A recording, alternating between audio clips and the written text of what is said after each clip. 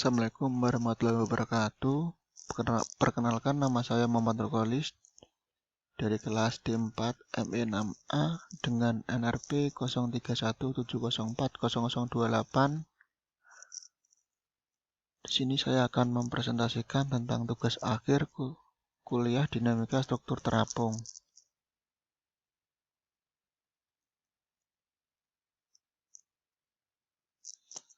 Ya, ini daftar isi. Yang pertama pendahuluan, kedua data dan metodologi, yang ketiga analisa, dan yang terakhir kesimpulan. Langsung saja ke pendahuluan. Ada latar belakang dan tujuan. Latar belakang, tugas mata kuliah ini bertujuan untuk mampu mengetahui respon kapal berdasarkan analisa skipping, sehingga dari analisa skipping tersebut menunjukkan seberapa cocok kapal dengan kondisi laut pelayarannya. Tujuannya, yang pertama mengetahui respon kapal terhadap kondisi laut, yang kedua mengetahui perhitungan analisa skipping, yang ketiga mengetahui seaworthiness, seaworthiness, and seasickness dari kapal. Untuk kriteria sendiri ada skipping, seaworthiness, seaworthiness, dan seasickness. Selanjutnya, data dan metodologi. Ini data kapal saya. Mempunyai length 88 meter, breadth 15,60 meter, height 7,6 meter, draft 6,04, dan displacement 6.460 ton. Selanjutnya data perairan. Data perairan ini saya dapatkan dari Google. Saya mengambil di area Gresik.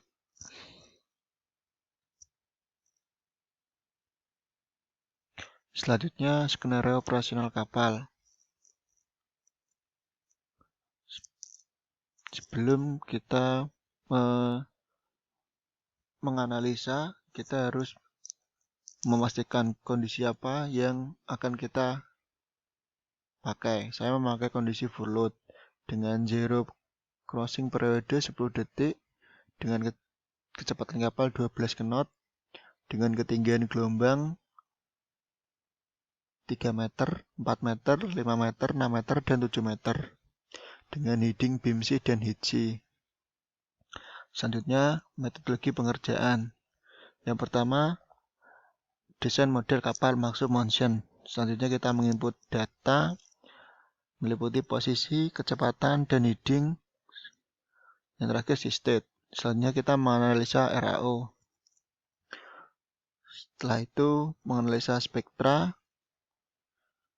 Setelah menganalisa spektra, kita validasi kriteria umum. Meliputi amplitude roll, amplitude pitch, percepatan heave. Batasan tinggi gelombang. Kita ada memakai 3 kriteria. Selanjutnya analisa probabilitas kapal. Dengan batasan tinggi gelombang yang kita dapatkan dari diagram ABS wave scatter untuk mencari downtime dan operable. Selanjutnya yang terakhir ada analisa kenyamanan. Analisa kenyamanan nanti ada MSI dan MII. Selanjutnya analisa karakteristik gerakan pada gelombang reguler. Ini analisa RAO, ada heavy RAO, pitch RAO, dan roll RAO. Ini yang mempengaruhi adalah gelombang datangnya. Selanjutnya ada spektrum energi gelombang. Ini di HC ya. Ada heave spektrum HC, roll spektrum HC, dan pitch spektrum HC. Ya, semakin tinggi gelombangnya, maka spektral density-nya juga semakin tinggi. Itu yang mempengaruhi.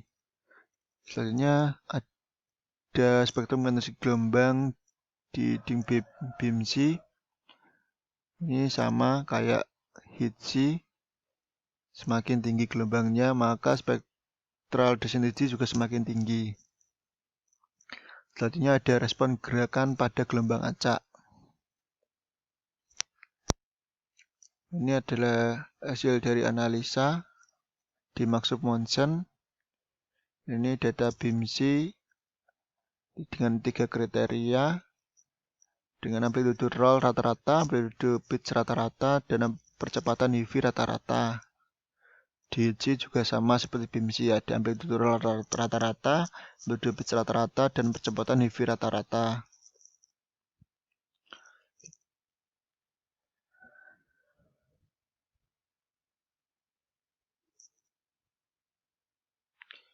Selanjutnya ada kriteria skipping. Ini kriteria skipping DHC. Ada 3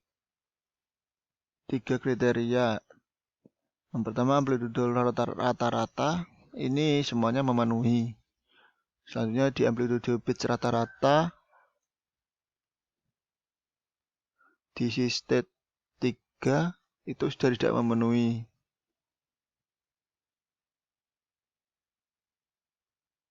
Dan selanjutnya juga pasti juga tidak akan memenuhi karena tinggi gelombangnya melebihi batas maksimal tinggi gelombang. Selanjutnya di percepatan HIVI rata-rata di state 3 itu sudah tidak memenuhi dengan ketinggian gelombangnya 5 meter.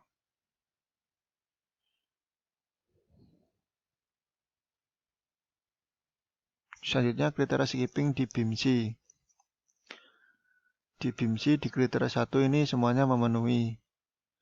Dan di kriteria 2 ini semuanya memenuhi. Yang terakhir di kriteria 3 di percepatan HIVI rata-rata ini di ketinggian gelombang 7 meter ini sudah tidak memenuhi.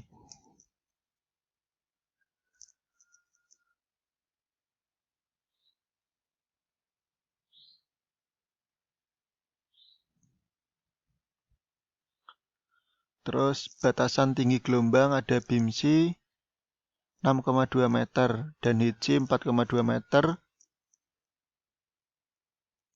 Ini batas maksimalnya. Terus di kriteria 3 ada 4,4 meter, ini tidak sesuai karena sudah melebihi batas ketinggian. Selanjutnya ada batas ketinggian gelombang. Batas ketinggian gelombang itu 4,2 meter. Di diagram kita ikutkan di 4,5 meter. Di sini kita mencari downtime dan operable.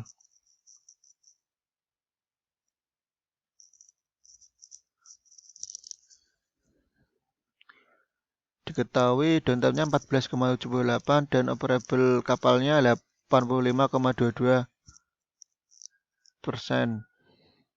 Selanjutnya analisa kenyamanan. Di analisa kenyamanan ini ada MSI dan MII. Di MSI HC itu ada 4 moderate. Dan yang lainnya serious, reverse, harus, dan intolerable. Di MI ini semuanya masuk dalam kategori possible. Yang terakhir kesimpulan. Hasil RAO saat gerakan roll tertinggi sebesar 6,672 meter pada heading BIMSI. Gerakan pitch tertinggi sebesar 1,161 meter pada heading HITSI. Dan gerakan HIVI tertinggi sebesar 1,558 meter pada heading HITSI. Selanjutnya hasil spektrum gelombang saat gerakan roll tertinggi sebesar 15,8 radian per sekon pada heading BIMSI. Gerakan pitch tertinggi sebesar 62,5 radian per sekon pada heading HITSI. Dan gerakan HIVI tertinggi sebesar 13,8 radian per sekon pada heading HITSI. Pada heading BIMSI amplitude roll rata-rata sebesar ialah 1,77. Selanjutnya amplitude pitch rata-rata sebesar 2,38 degree dan percepatan HIVI signifikan sebesar ialah 1,088 meter per sekon kuadrat. Sedangkan pada heading HITSI amplitude roll rata-rata besar ialah 0 degree amplitude pitch rata-rata terbesar ialah 4,06 degree dan percepatan HV signifikan terbesar ialah 1,639 meter per sekon kuadrat. Untuk batasan tinggi gelombang pada heading BIMSI sebesar 6,2 meter, sedangkan pada HC sebesar 4,2 meter. Kriteria skipping pada heading HC yang didapat dua kriteria yang tidak memenuhi kriteria pada kriteria 2 dan 3 pada state 3 dengan gelombang 5 meter. Sedangkan pada heading BIMSI pada kriteria 3 tidak memenuhi kriteria skipping saat si state 5 dengan ketinggian gelombang 7. Analisa operabilitas kapal menghasilkan persentase operable time yang didapatkan sebesar 85,22% dan persentase downtime yang didapat sebesar 14,78%. Untuk kesimpulan dari analisa kenyamanan, di MSI nilai MSI saat heading pada si terkecil